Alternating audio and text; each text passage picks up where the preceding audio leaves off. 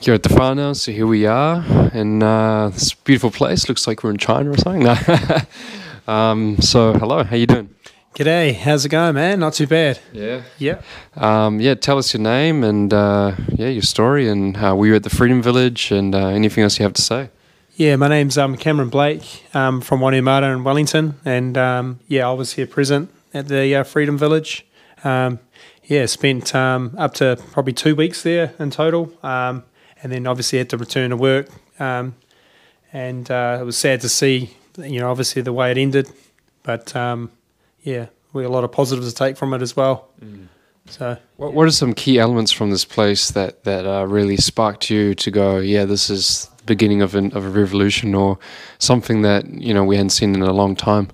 Yeah, just a lot of like truth and people engaging with each other. Like the world today, everyone's focused on their phones, and everyone wearing their masks. No one's interacting and engaging. And at the Freedom Village, everyone was. It was like it was a new world there. It really was. It was beautiful. So yeah, it was good getting to hear other stories, that sort of thing. But yeah, really positive, really awesome. What were you doing down at the village? I saw you running around all the time doing your thing. Like, were you organising anything or doing in the kitchen or? Yeah, I was doing a lot really. I was basically trying to help out. I'm a plumber, so any issues with the toilets or anything, we were looking at ways how we could have increased the capacity and that sort of thing. But yeah, it was well run and well organised. Including the sprinklers heading towards the basement. That was awesome. Yeah, we were certainly looking to shut those off. That's for sure. Yeah. Looks like when someone tries to pull the plug on us, the plug gets pulled back on them. Right? Yeah, and there was plenty of memes going around on social media. Really getting back at Mallard, so it was awesome. Yeah. Oh, it's cool. Good to hear. And I think there's a round 2 coming soon, as you probably might have heard. So we'll see how that goes. For not only the freedom fighters, but maybe the people up in Parliament. So we'll see what happens. Yeah. Look, you're here for another reason too, and it's not so positive, but your story needs to be out there, and this is why you've come today. Tell us more of what your experience has gone through, and what's been solved or what hasn't been solved.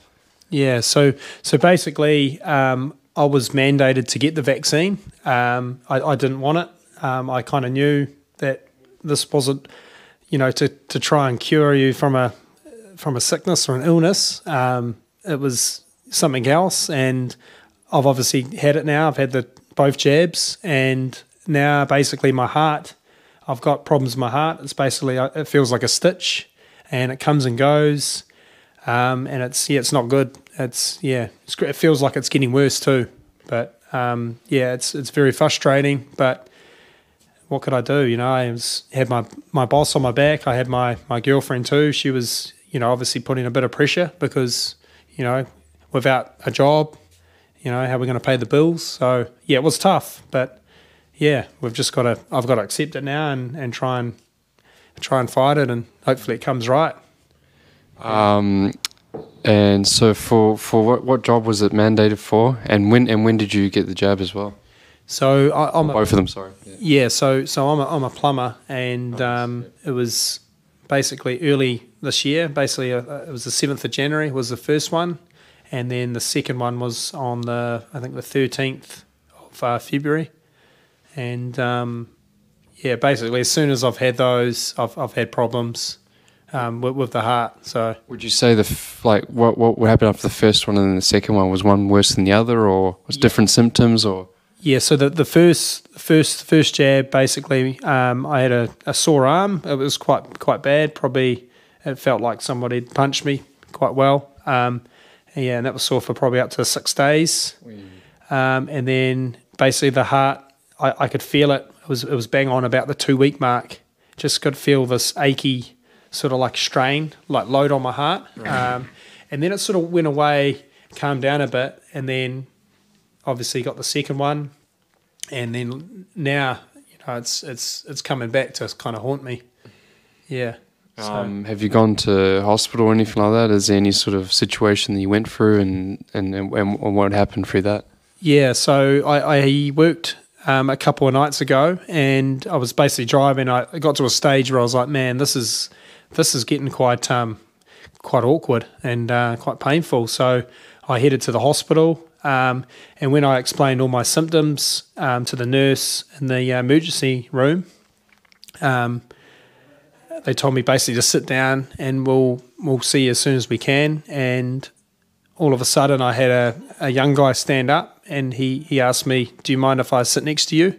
And I said, yeah, you're all good. And what do you know, he said, I couldn't help but listen into what you were saying, because that's why I'm here too, man. So obviously there was another young guy, probably the same sort of build, having the same problems. So yeah, we were sitting there talking, and there was obviously others in the room for different reasons, but I could tell they were all listening in as well. So, And how old are you?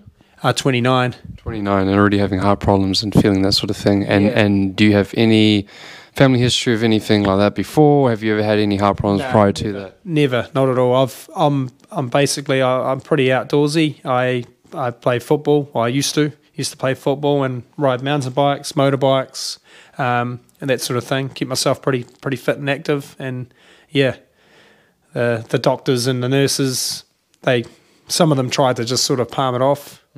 Didn't really want to blame the jab, but yeah, the truth's coming out, and yeah, I think we're going to see more cases like this starting to come out. Yeah. Yep. What would your one message be to maybe other people that's been in your, or they are currently in your situation, and maybe they haven't thought about stepping up or saying something yet, or maybe in the in between world of getting the jab as well? Maybe they're thinking, oh, maybe I should just give in and just get it done. Yeah, I wouldn't get the jab at all. Honestly, the COVID is can be a bad flu, but it is not worth it. This vaccine hasn't been around very long at all, and yeah, look at me now. I can't turn the clock back. I can't undo what's happened. And yeah, I really am very, very angry. Yeah, it's effing frustrating, to be honest. But yeah, no words really. Don't get it.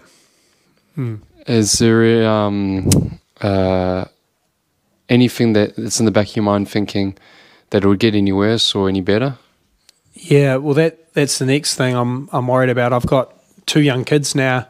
I've got a newborn and a 2.5-year-old, and it's pretty hard when you go to bed at night and you're not sure if you're going to wake up to see them. It's getting to that point now where it's like, is this starting to break down my organ? The organ that keeps your body, going, or I don't know. It's pretty hard, man. But yeah. Well, thank you so much for telling your story, and I feel for you that it's so unfortunate that there's nothing we can help at the moment, but we're just going to keep fighting and hopefully find some awesome cures and some real medicine that can help you out. Yeah. Yep. No, hopefully, man. I've got to just try and stay strong and positive. Yeah. And I'm sure we'll get through this. Yeah. Fingers crossed. Yeah.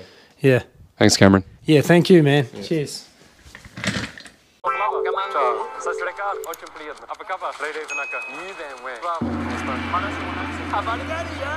What's up, I'm Terrell.